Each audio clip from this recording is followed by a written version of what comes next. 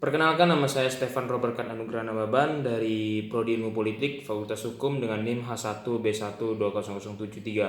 Di sini saya akan menjelaskan yaitu mengenai pola dan strategi koalisi antar partai politik. Ini adalah materi sebelum UTS mata kuliah partai politik. Ya, saya akan menjelaskan yaitu yang pertama, koalisi adalah sebuah sekelompok persekutuan, gabungan atau aliansi beberapa unsur yang dalam kerjasamanya masing-masing memiliki kepentingan sendiri. Aliansi seperti ini mungkin bersifat sementara atau berasas manfaat. Arti koalisi pun juga merupakan kerjasama antara beberapa partai untuk memperoleh kelebihan suara dalam parlemen. Konstitusi Indonesia menegaskan bahwa Indonesia menganut sistem presidensial sebagaimana diatur dalam pasal 4 Undang-Undang Dasar Negara Republik Indonesia tahun 1945 dan mulai diterapkan secara utuh pada pemilu 2004. Amandemen UUD 1945 telah berhasil mengantarkan pemerintah Indonesia menjadi sistem presidensial murni yang ditandai pemilihan presiden dan wakil presiden secara langsung oleh rakyat. Apabila dibandingkan dengan sebelum amandemen UUD 1945, pemilihan presiden dan wakil presiden secara tidak langsung melalui Majelis Permusyawaratan Rakyat atau MPR yang banyak mengandung kelemahan dan distorsi ketika dipraktikkan sebelum amandemen UUD 1945. Sebelum UUD 1945, sistem pemerintahan Indonesia sering dikatakan sebagai sistem semi-presidensial. Di Indonesia, sistem presidensial dipadukan dengan sistem multipartai. Hal ini merupakan suatu realitas politik Indonesia yang menarik untuk dikaji secara akademis. Penerapan sistem pemilihan presiden secara langsung sebagai penegasan sistem presidensial murni justru ditopang dengan multipartai. Indonesia merupakan negara yang menempatkan koalisi sebagai bagian kekuatan partai politik dalam pertarungan merebut kekuasaan baik pada pemilihan presiden, gubernur, bupati, atau wali kota. Koalisi yang diciptakan di antara partai politik di Indonesia tidak kaku dan cenderung fleksibel dikarenakan koalisi lebih mengutamakan pada kesamaan kepentingan bersama dalam memperoleh kekuasaan.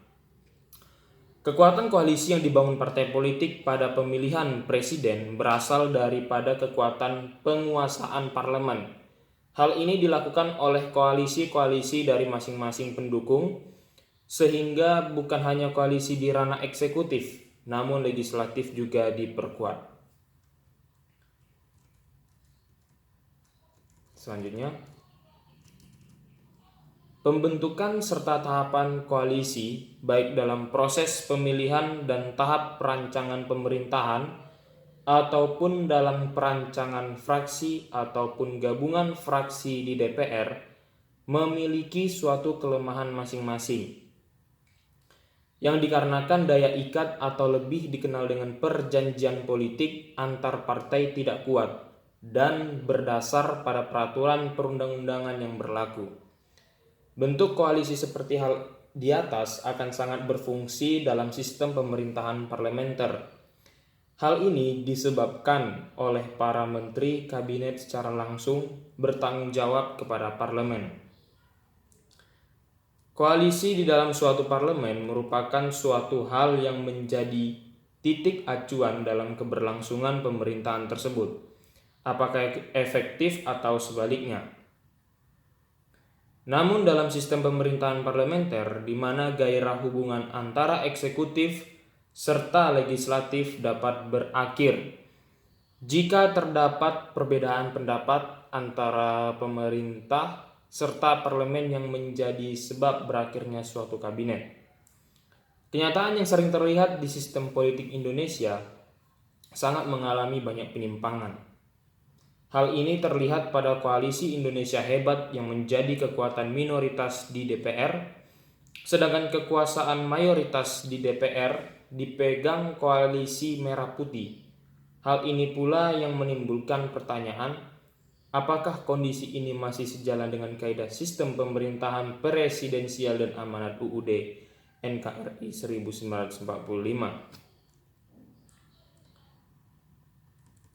Selanjutnya, dukungan daripada partai politik pengusung untuk mengusung pasangan calon presiden dan wakil presiden terlihat sangat tegas dalam peraturan perundangan, yaitu Undang-Undang Nomor 42 Tahun 2008 tentang pemilihan presiden dan wakil presiden dilakukan secara langsung dan demokratis, di mana rakyat diberi hak sepenuhnya menentukan presiden dan wakil presiden dalam pemilihan umum secara langsung. Pernyataan tegas tersebut dapat dilihat dalam pasal 1 ayat 2, 3, dan 4 serta pasal 9. Dilakukan secara langsung, bebas, umum, dan rahasia terhadap presiden dan wakil presiden yang diusung oleh partai politik dalam pemilihan anggota Dewan Perwakilan Rakyat. Dapat dikatakan bahwasannya sangat tidak memungkinkan bagi calon pasangan presiden dan wakil presiden untuk maju tanpa memiliki partai politik pengusung. Hal ini juga diperkuat dalam pasal 9, di mana tertulis dengan jelas bahwasannya pasangan calon presiden dan wakil presiden diusung oleh dua partai politik atau gabungan partai politik peserta pemilu yang memenuhi syarat 20% kursi parlemen atau memperoleh 25% suara sah nasional dalam pemilihan anggota parlemen. Syarat tersebut sangat menegaskan bahwasannya tidak semua partai politik dapat mengajukan pasangan calon presiden dan wakil presiden. Persyaratan ini nantinya yang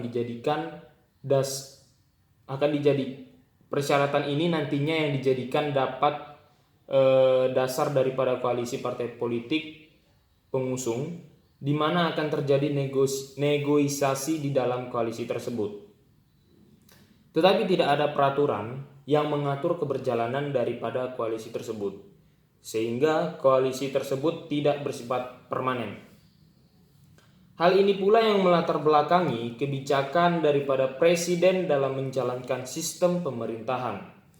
Sistem multipartai dalam sistem pemerintahan presidensial ini dapat berjalan dengan baik apabila partai pendukung daripada presiden juga menguasai parlemen, di mana hal itu akan memberikan perlindungan terhadap pemerintah untuk pelaksanaan fungsi check and balance di antara pihak eksekutif dan legislatif. Sehingga multipartai dalam sistem pemerintahan presidensial pula menimbulkan suatu kompensasi untuk pemerintahan, di mana akan terjadi kontrak politik antara koalisi pendukung pemerintahan dengan calon presiden dan wakil presiden yang akan diusung. Pembagian jatah kursi kementerian akan menjadi suatu hal yang menarik untuk dijadikan tawar-menawar dalam kontrak politik tersebut. Kedudukan presiden dalam hal ini sangat akan mempengaruhi setiap keputusan pemerintahan.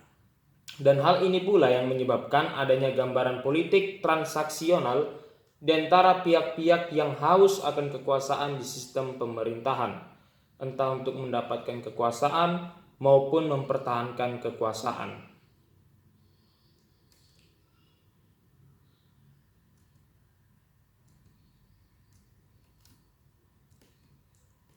Selanjutnya, koalisi politik yang solid selalu dibangun dengan orientasi strategis dan jangka panjang. Oleh karenanya diperlukan beberapa prasyarat dasar agar suatu koalisi politik benar-benar kuat dan solid, yaitu pertama, adanya kesepakatan mengenai platform dan agenda politik bersama di antara partai-partai yang berkoalisi. Kesepakatan platform politik saja tidak cukup untuk menjamin solidaritas koalisi. Karena perbedaan politik dalam tubuh koalisi justru sering muncul bukan karena perbedaan platform, melainkan karena perbedaan agenda politik dalam rangka merealisasikan platform. Selanjutnya dalam kasus pemerintahan koalisi, yaitu pada pemerintahan Susilo Bambang Yudhoyono, misalnya semua partai anggota koalisi sepakat dengan platform pemberantasan korupsi. Tetapi soal bagaimana cara memberantas korupsi, masing-masing partai memiliki pandangan, cara, dan agenda politik yang berbeda. Di tingkat inilah perbedaan muncul yang pada gilirannya mengurangi derajat solidaritas koalisi. Kesepakatan mengenai platform dan agenda politik itu bukan saja akan mengokohkan solidaritas koalisi, akan tetapi lebih dari itu akan membuat koalisi bernilai strategis dan jangka panjang. Dan yang kedua, adanya pembagian kekuasaan atau power sharing yang secara relatif dianggap memuaskan oleh seluruh partai yang bermitra koalisi. Pembagian kekuasaan itu bukan saja lazim dalam koalisi dengan sistem presidensialisme multipartai. Lebih dari itu merupakan konsekuensi logis atau kebutuhan untuk menciptakan koalisi yang solid. Banyak negara yang menganut presidensialisme dengan sistem multipartai. Pembagian kekuasaan di antara para anggota koalisi digunakan